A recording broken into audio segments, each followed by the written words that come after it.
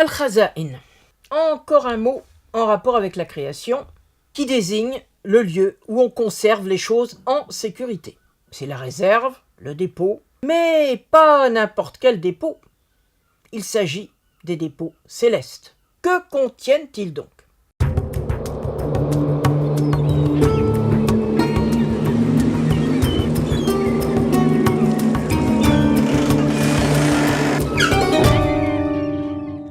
Allons déjà voir la racine du mot.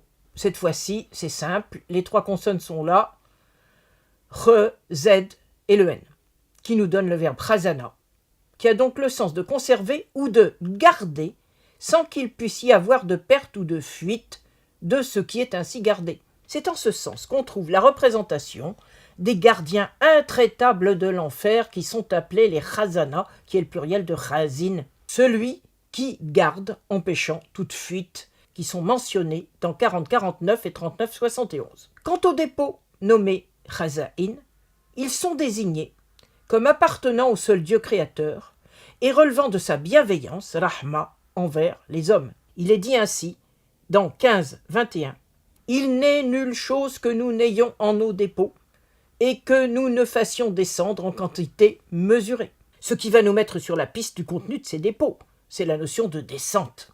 Le verset suivant nous donne la réponse, lorsqu'il est dit « Du ciel, nous avons fait descendre une eau, et nous vous en avons abreuvé, ce n'est pas vous qui en êtes les gardiens. » Dans le cadre du 7e siècle en Arabie, on aura compris que cette eau, dont les hommes ne sont pas les détenteurs, c'est la pluie qui descend du ciel, pour abreuver les hommes et faire pousser les pâturages du désert dont nous avons déjà parlé. On est là en présence d'un principe vital fondamental pour les hommes de cette terre, qui peuvent être exposés à la mort et à la famine en l'absence de pluie.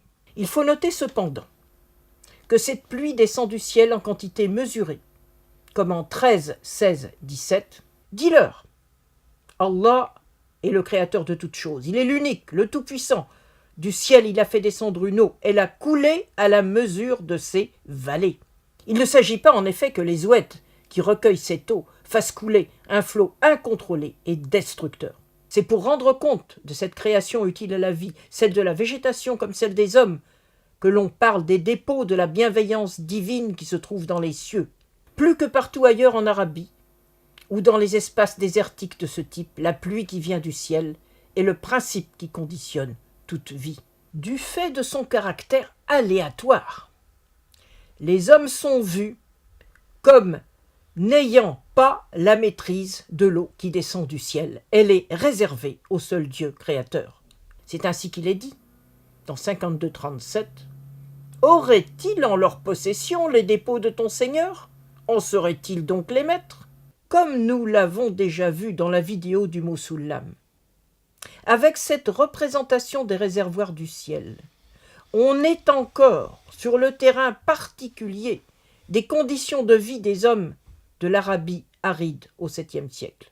La pluie est là comme élément spécifique qui relie le texte à son terrain, alors qu'on ne disposait pas à l'époque des moyens modernes qui peuvent conduire à désaliniser l'eau de mer ou construire des puits artésiens qui plongent jusqu'à des nappes phréatiques profondes.